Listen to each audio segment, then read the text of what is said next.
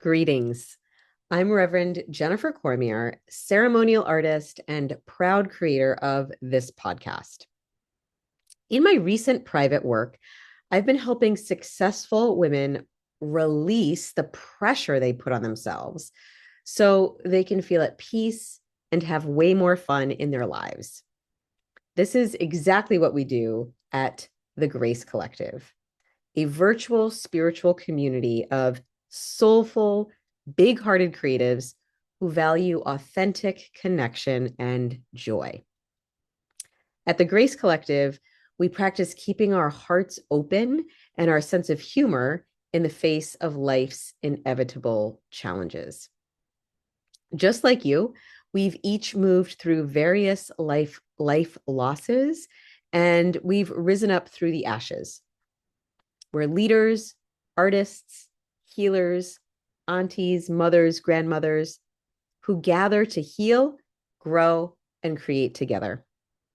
We honor our bodies, the earth, and all beings as sacred, knowing that nature, friendship, and laughter are all good medicine for the soul. We meet at the intersection of spirituality, embodiment, and creativity as part of our activism and our legacy. So I welcome you if you are a soulful woman looking for more community, creativity, laughter, and fun. I invite you to join the Grace Collective. We're offering our listeners 1 month of membership as a gift. Visit www.gracecollective.us and check out the show notes for more details. I look forward to connecting with you there. Until then, I send warmth and gratitude from my heart to yours.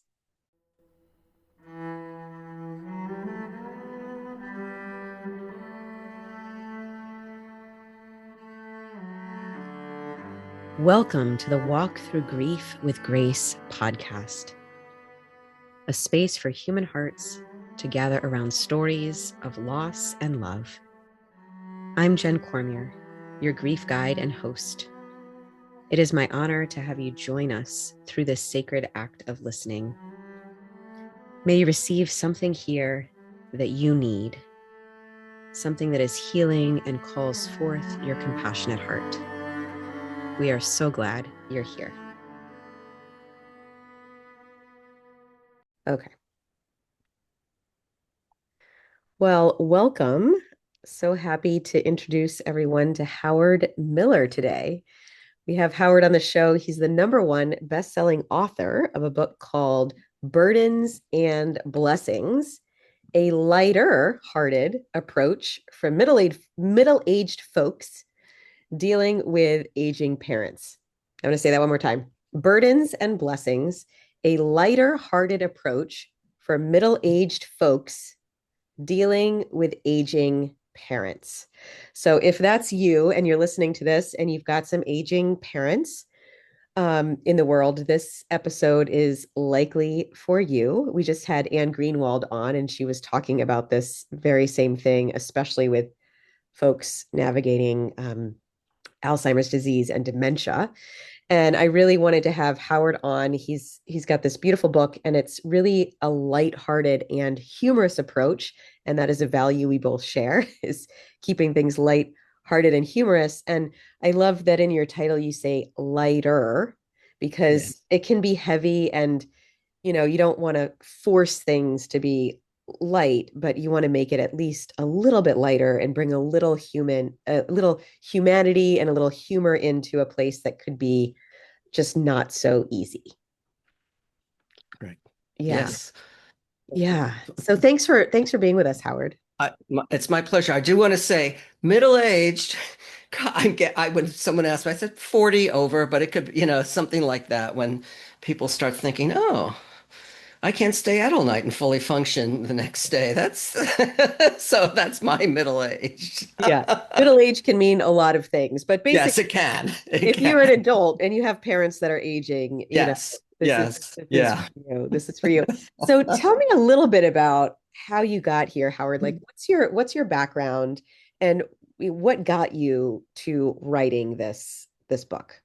Right. Well, again, thank you for having me here. And well, initially what got me here, Jen, was when I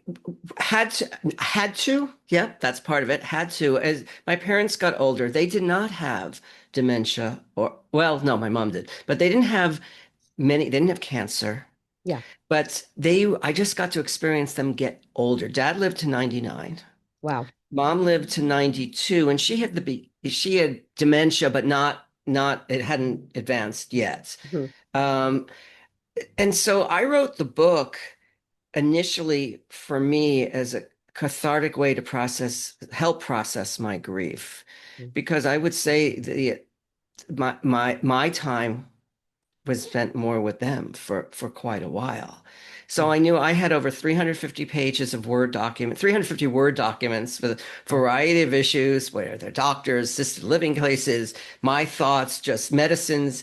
And I just knew that I'd write a book because I've written a couple of other books before. I wrote a book when I was doing more life, business coaching, whatever you want to call it. I had a book, You're Full of Shift, Mm. about it, and which I think I want to put out there again, but Chat GPT tells me I need to update it because my references may not be known for people at a younger generation. Yeah. And a book on management skills because I teach management. So, but I wrote this book and I found that it not only helped me, but others connected with it as well.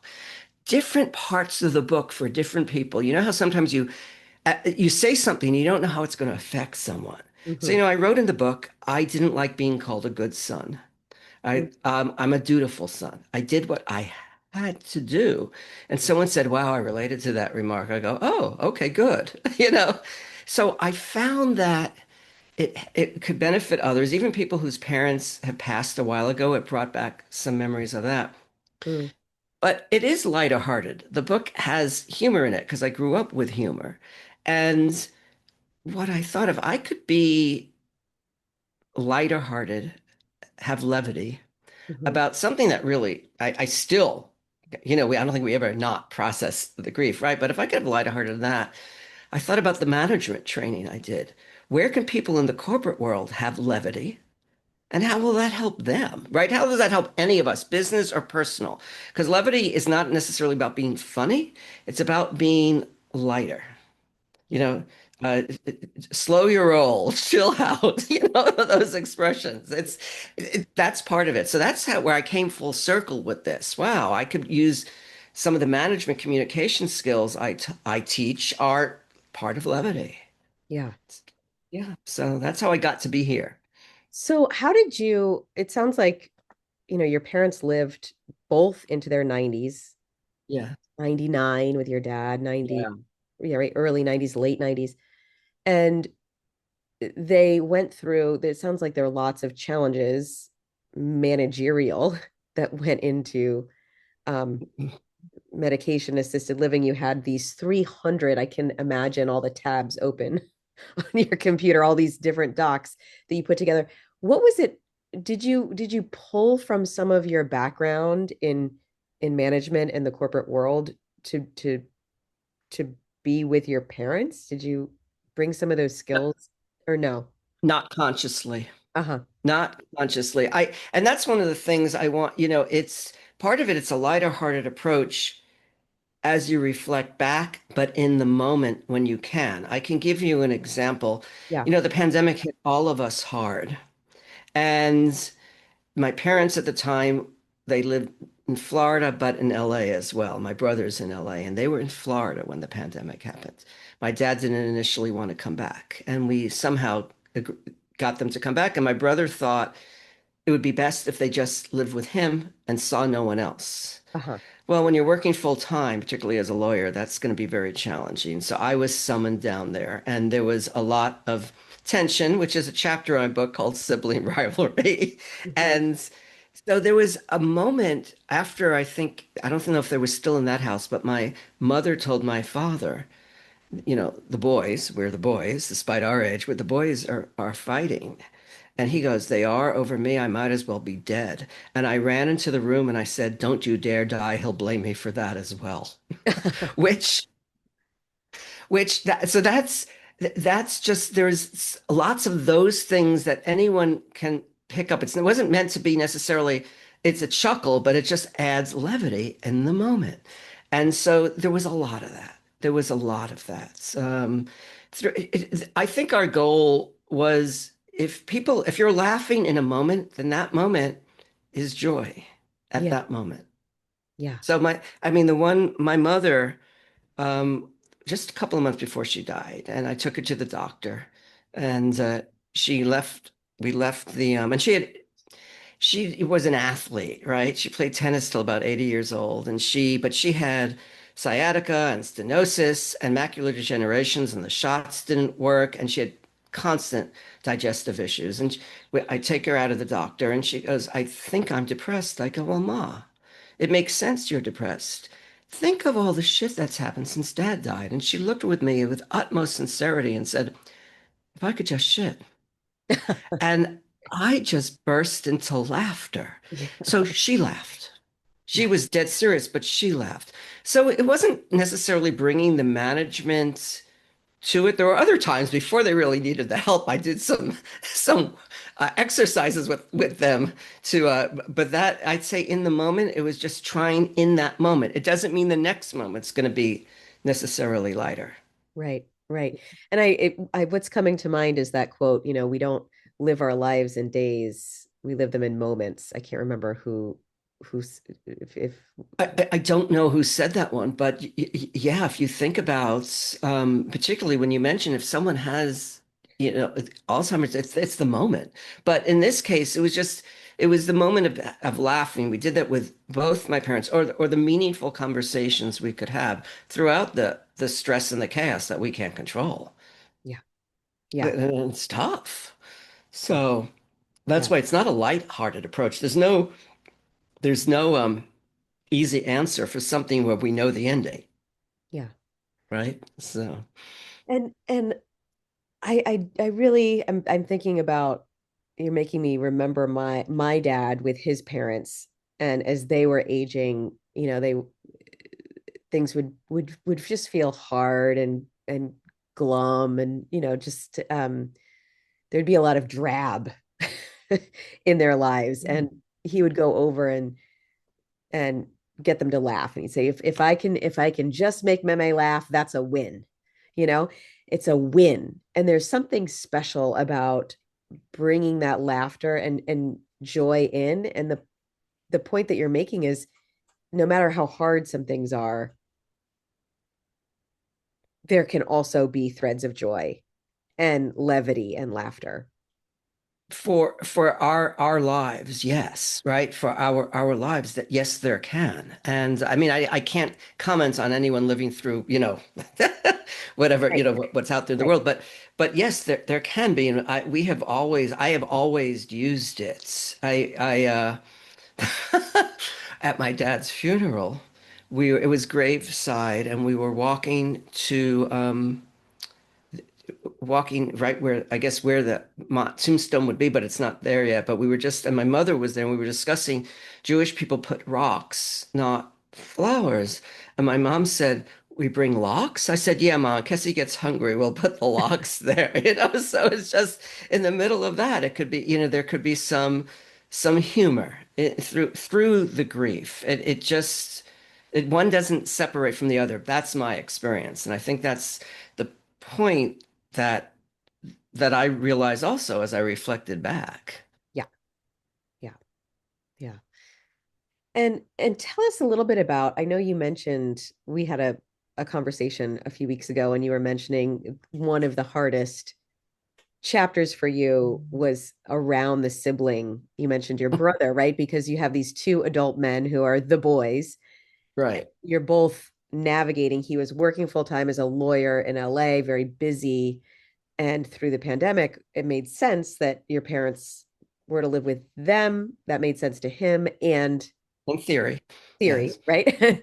And then that brought up some things. And then, so there's the relationship between the two of you. And then for you to it felt important to put that in the book. And I think a lot Mm. of people can relate because I talked to a lot of folks and there's multiple siblings and navigating this together. So how beautiful that you brought that chapter in. And it was also hard for you.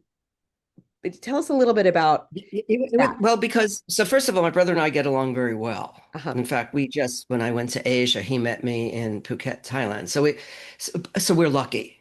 Yeah. Because what happens, this is very stressful. Any issues you might have had with siblings in the past Yeah. could bubble up as you deal with this, because you hopefully you all of the siblings care very much, Yeah. but there's different ways of doing it. So and and also if the one's closest, I mean, my brother was closer, but I was in San Francisco and traveled, you know, a lot there. So we were both actively involved, and so even as much as we could get along, there was a lot of tension here, and you had the pandemic. What the reason the chapter was the hardest for me to write, or I had to do revisions, is because I didn't want it to be a gripe session. I didn't want to be petty. Yeah. Because honestly, when you look back from now till then, it's like, oh yeah, that happened, haha. Because sometimes you're mad, and then a few years later, it's like, oh well, that doesn't matter. So I started I didn't write any of that. What I did is I started the chapter by talking about something that happened maybe 10 or so years ago when my youngest niece had laser tag for her birthday. You know, with Mhm. the laser where you take the Yeah. lasers and you shoot people. Yeah. And so the first round, there were a bunch of adults and children. And in the second round, only all the children and only two adults continued to play. And and that was my brother and myself. And I asked someone else, "How come you didn't play?" And she goes, "I think there's a problem. I have a problem shooting children." And I said, "No, that's not the point of this. How many activities can children and adults enjoy just as much with each other?" And the only two adults who had that view were my brother and myself. And I went to that and wrote about that to just say, look, we still had issues. I joked we cursed at each other more than a Quentin Tarantino movie. How many curse words are in there? Just there was a lot of that, but I knew we could get back. And not everyone, I know people, they still don't talk to their siblings, and I think it's a shame.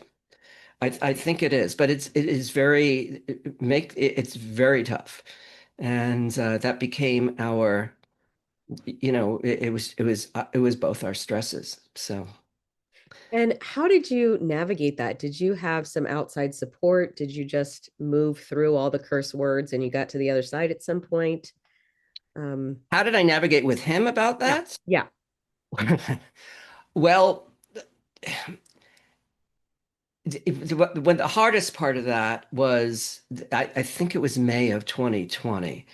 And by the end of it, because I was living down there at that time, because I had to go help, and I was angry. I was angry, and we didn't speak for about 4 weeks.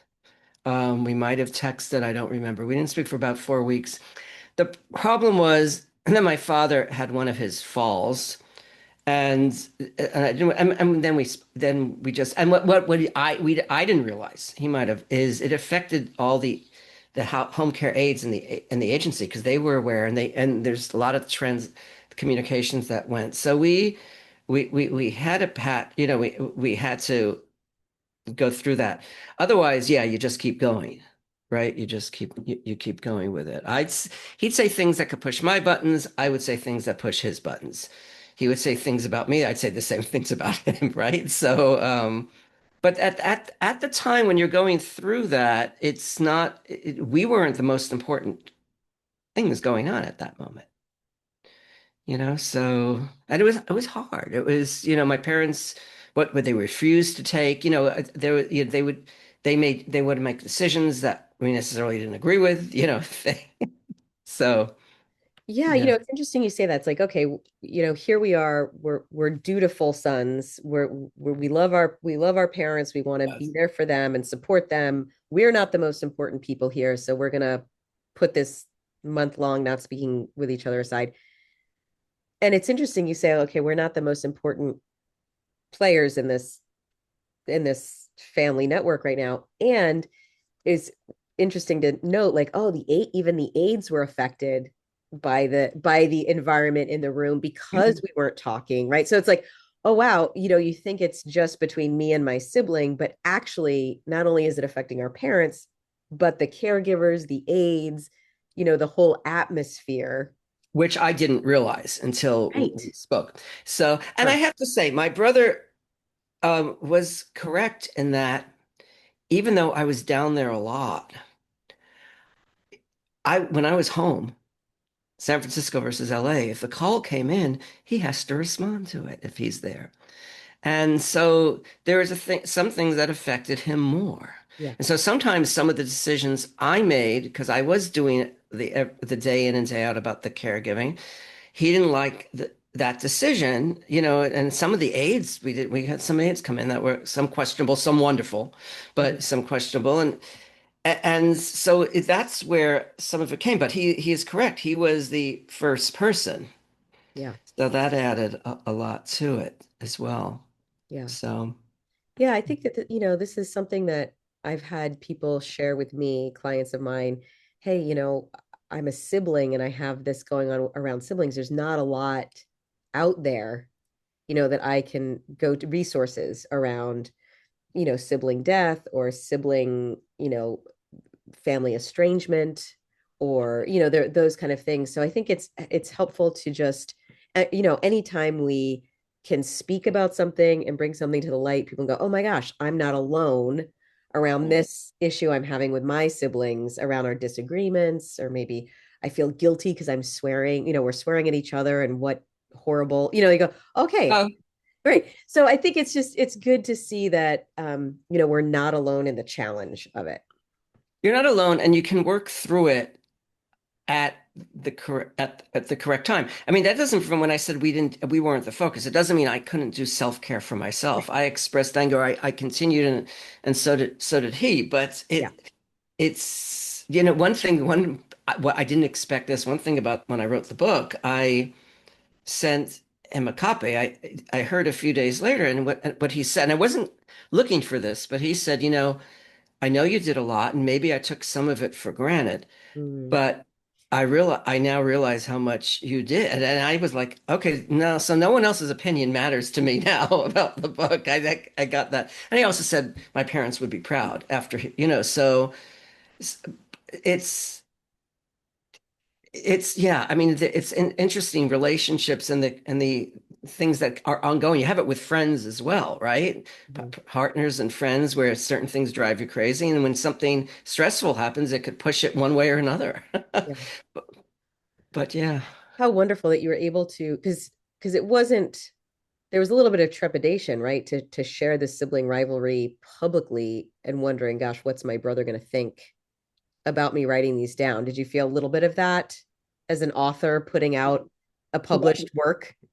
Well, as an author, you feel vulnerable about everything you write because you don't remember everything you write. It hasn't gone up to Audible yet, but I just made this an audiobook. Okay, And great. as I'm reading some of it, it's like, oh yeah, I did write that. I thought, well, that's good. But that's why that chapter took the longest because I knew reflecting, I didn't want it to be something that was, I'm right, he's wrong. It was just so that we could have this conversation. It's just it's very stressful, and we both came from it at from different places. It's Yeah. not like occasionally we didn't have some laughs as well, but particularly when it was around getting them to laugh, which it's so. My mother, you played her a Don Rickles stand-up routine, and she would get hysterical. So certain things that we can share together with that. So Yeah. yeah, there was a little trepidation, but Yeah. I'm yeah. just curious, we have in our community, so we have this podcast, and also I have a virtual membership community that's called the Grace Collective. And in the Grace Collective, it's women who are creative, they're leaders, teachers, creatives, visionaries. And we have musicians in the group, playwrights, poets, and very creative bunch. And I think that there is something about that moment where you have a work that you created and then you're putting it out into the world, and those pieces of you that are going, oh my gosh, what am I about to do? And is this person that I folded in like you know, my parent or my brother, or I did some storytelling, and how are they going to receive that? Right. And did I do Oh, it enough of a neutral justice, or maybe I wasn't neutral at all about it. Maybe I was very very strong about some things. So yeah. well, yeah. Oh, I will. I mean, when I would that call made me very, that was very validating and gratifying. That's why I said Yeah. that I think that made it easier now because it's, that would have been the one, if he Sure. was angry or something, but there was nothing that I was hoping. There was nothing that I put in there that was controversial. In fact, he's given the book to other people because I mean, I feel very fortunate Yeah. And, about and I, the situation. and I think that's something beautiful about, you know, you as an author when you put a book out into the world. There's something about we do it for it sounds like you did it for the sake of doing it, right? It needed to be done. You weren't looking for validation, but how beautiful to have someone see you. Um, That's yes, absolutely. I did it as part of a process for my grief, right. but I didn't know. And in fact, I know where I was I think I was in Palm Springs when he called me that morning. I'm like, wow, okay, that I didn't realize, because it's different when it's from your sibling who shared the journey, and it just his perspective is going to be different. But we're the two people who were involved with the whole thing. So Right. with both, and then I would say it was slowly 10 or 15 years, when it starts, but where it got more and more for us. Yeah. So, yeah. And Because in I our do want to lives, say, yeah, oh, go go ahead. ahead. I'm sorry. I was going to say, in our lives, there are some of those people that's like only this person knows this piece of my life Yes. experience, right? Yes, It's like exactly. a sibling knows what it's like to be with mom and dad through all these phases, right? All the way up until their death. We have a shared history, but also even yes, last night I said, Andy, whatever happened to that old Victrola in the house? Because I didn't know, and it's like he didn't know. He thought he has a guess, but we don't know for sure. But there's no one else I could ask about that. So we have this shared history. It's like, who would want to? When I say who would want to lose that, I feel I wish there wasn't like this serious sibling rivalry where it was irrevocable. But there's circumstances I don't know about that would create that. Yeah. But one thing I realized, Jen, as I was talking, lighthearted doesn't necessarily mean about, yes, you can make them laugh, Mhm. but it's about levity. And that also is about, it could be how we talk to ourselves or talk to others. Yeah. So if in the work world, it was about if you're having issues, it's because you're asking the wrong questions. Mm-hmm. You have to ask a question where there could be an answer that that that there is an answer. You can't like where you can find solutions is what you really want. So Yeah. that's also a sign of levity because there might be some people here who are thinking they have to be funny, and it's not about that. Yeah. It sounds like, that there are lots of different flavors and qualities to levity, and humor may or may not be part of that, but it's what I'm hearing in there is to be able to open up for new possibility, maybe, or to see things in a new way, or to be able to move forward from a stuck place or a extra painful place. Yeah, I give credit, and I can't remember I think I might have meant the book Being Mortal, and I can't remember the long name, the author's name. Mhm. And he writes first about the history of nursing homes, assisted living, but all these different items. And I read this years ago, and one of the things he wrote is as people get older, sometimes the only thing they have left in their life is the decisions they make, and they want to make them whether they're good for them or not. Mm, And at that time, this was my dad broke his hip when he was 94. I think he broke it in June. And but by the way, 90% of people in their 90s who break their hip are gone within a year. My dad lasted 5 years. And they decided they were going back to Florida in November. mm, And I thought they were insane. Hmm. I mean, at the time, I thought they were insane. And I argued almost every day with my mother, especially. And then I think I must have read this book around that time, or I was reminded of it. And I went, well, of course, I can't go alone. I'll have to go with them, or my brother would have to go with them. So I remember one morning I said, okay, when do you want to go? And there was silence. She's like, what are you up to What's the here? catch? What's the catch? It made my life a lot easier not to argue with them. Right. And we didn't argue about that. We just did the plans. I mean, they had to get help there, and I think at the time she probably did a lot of it, but I was involved a little bit with the help there. Yeah. And you know what? They were right as far as wanting to go back. They went back several more years, and it meant a lot to them to go back. It was meaningful to them, and they were able to exercise their capacity as humans to have their own sovereignty, to have their own, volition. Like, I want to make a decision. I love that you brought that point up because, yeah, you lose so much through your life. All those people that shared experience. I remember my grandmother saying in her 90s, like, I've lost every friend. Yeah, Now it's only kids and grandkids. I have every relative that was of my generation and beyond. All the people are gone.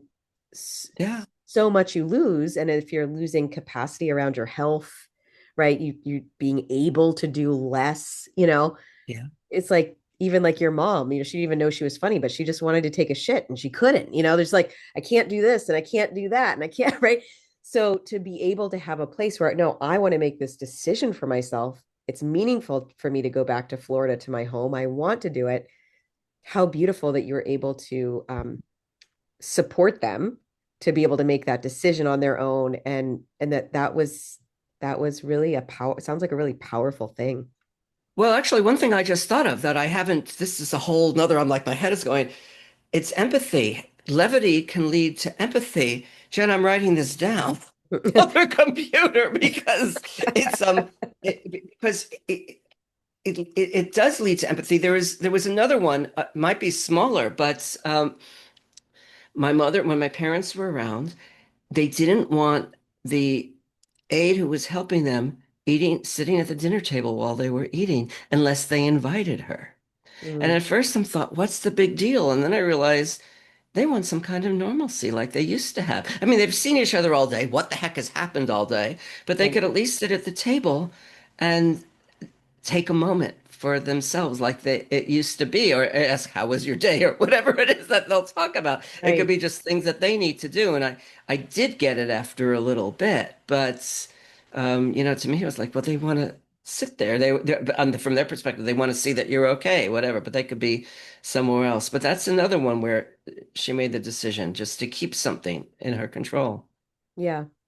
Yeah, I love that. And if we think about that, if we think about the flip side, if we can, I'm sure everyone who's listening can come up with some moment in their lives recently where there was not empathy, where empathy was not in the room, where there was no compassion, right? No kindness.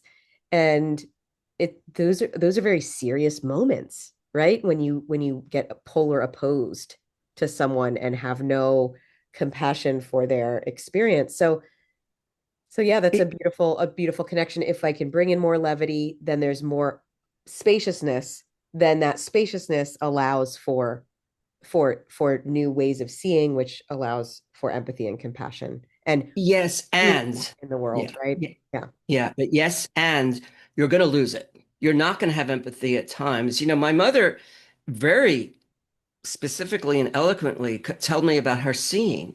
She said, you know how you go to a grocery store, you go to the freezer section, you pull something out, then you close the door, Mhm. and it's all blurry. She goes, that's how I see all the time. And Mm, I thought, wow. And I will say, Jen, because even though I knew that, sometimes I did not have certain empathy, but sometimes, actually, quite more than I realized, I'd go to the store if I was on my own, and I would just open the freezer door and look at it to see what that is like. yeah. Because, someone who was a little ornery throughout their life, they're still going to be ornery, right? But Mhm. but this is the time when they're not going to change. What can you do to change to make it easier? If not for them, for yourself, Right. right? And that's where the levity comes into play. And that's where the empath where it's trying to be empathetic, but the levity, the lightheartedness of seeing it. be- Yeah. of a situation, then it'll benefit you. Yeah, and that's a practice that I'm working on a daily right now, Howard, is, I'm working on attunement and sitting in the space around me. It's a particular practice. It's like, how can I accept the atmosphere of the room? How can I be accepting of the atmosphere of my family or my parent, and that you know that just is what her vision is now, right? And she's probably been to the eye doctor can do whatever they can do, and then they can't do anymore, right? It just is what it is, the isness of it. And so much of our struggle, I think, is wanting it to be different, wanting her to be able to see better. We just want things to be different. So there's this thread of, or this weather pattern of, how can we just have these moments where we can sink into acceptance, like you at the grocery store, like, okay, let me just take a moment and go, oh, this is how my mom sees. Like, I can accept that that is just what's true right now, and then I can have a little empathy for her, right? Yes, but that doesn't mean she gave up. She kept going to the eye doctor. For one thing, she was in love with him, which was kind of funny.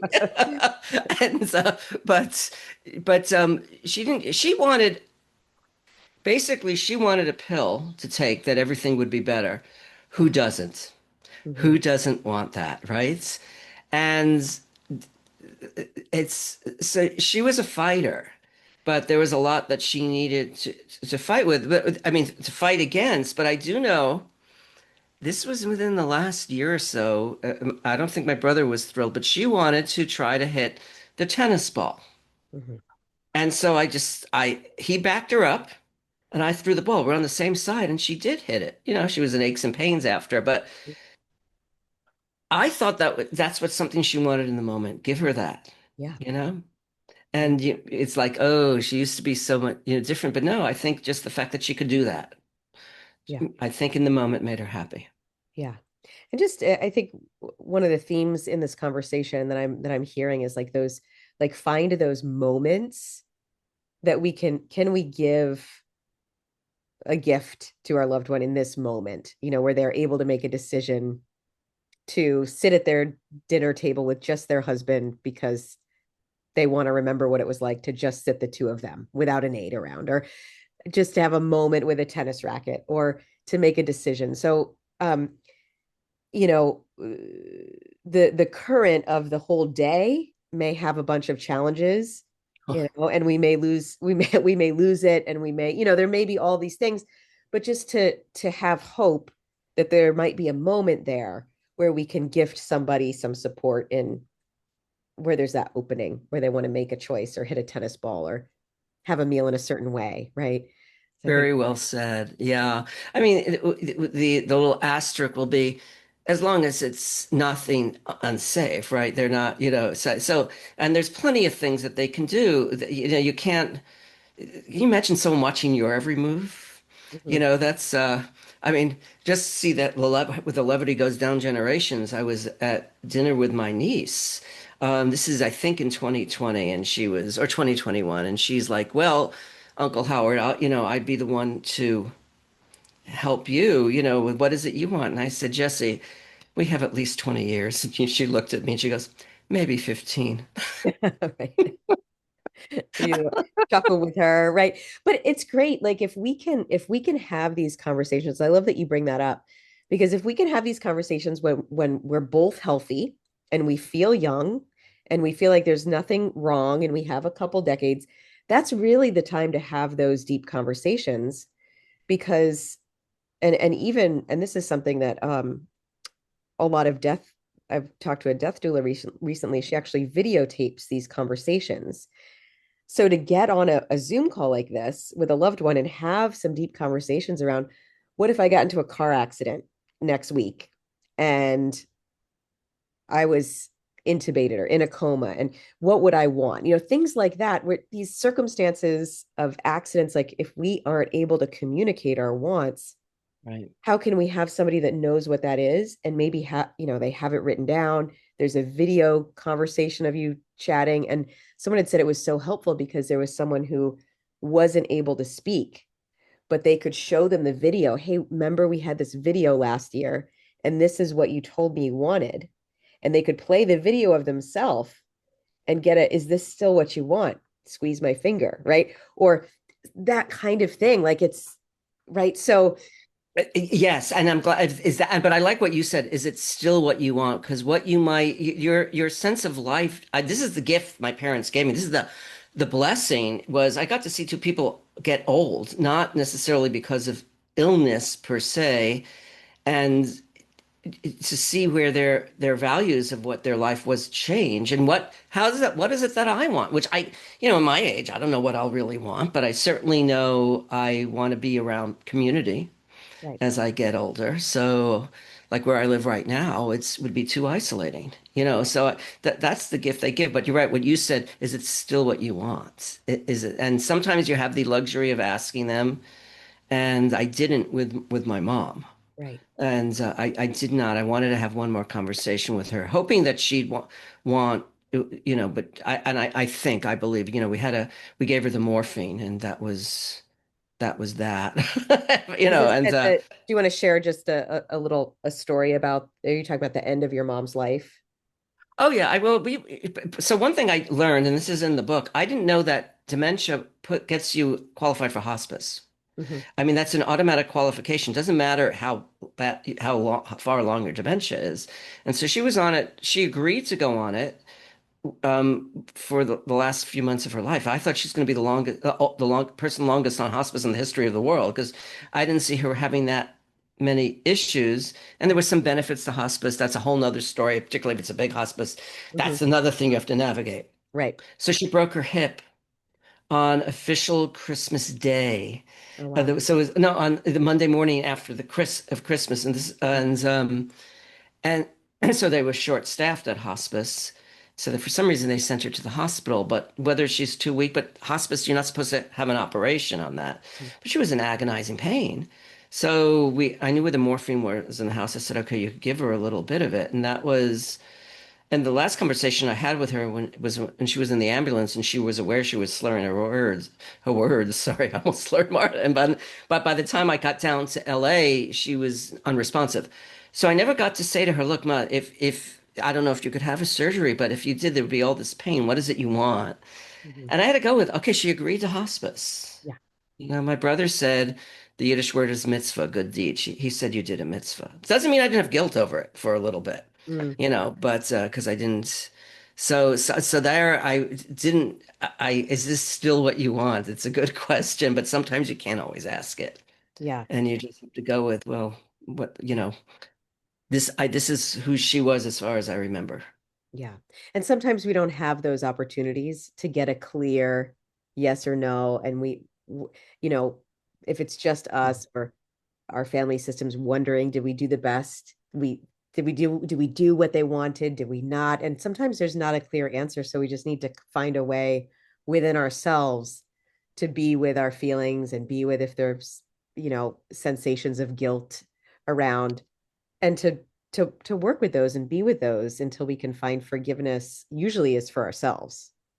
Right, which is also to tie it back. You want to be able to reflect back and see lighter moments. Yeah. You want to know that you did what you could, but also be able to laugh at some of at least in for me, laugh at some things that were very stressful. Like when I read the book out loud, it can bring back the stress. Yeah.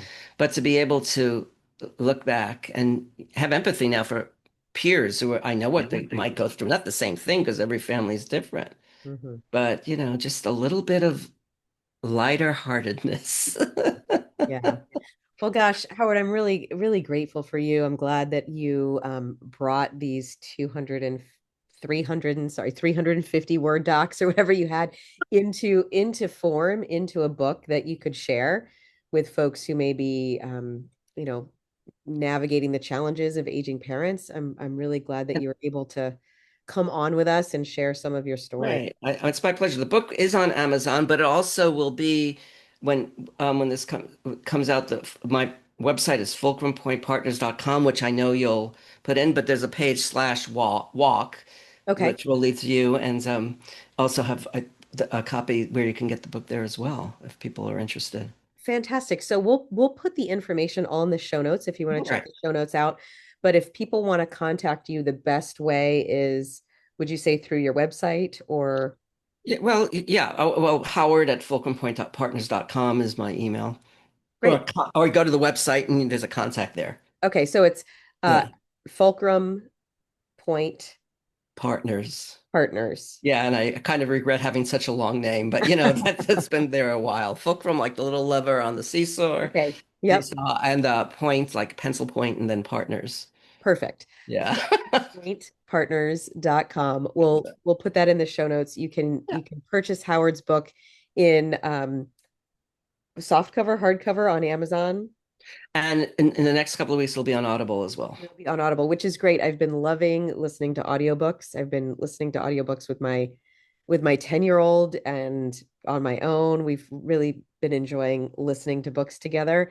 So if you are an audiobook fan, I love that you have that option coming out Yeah, shortly. apparently there are a lot of people who are audiobook fans. So, Yeah, and podcast fans. I feel those of us yeah. that, we have long commutes in the car or Yes. when you're out on, I love to listen on walks. Hmm.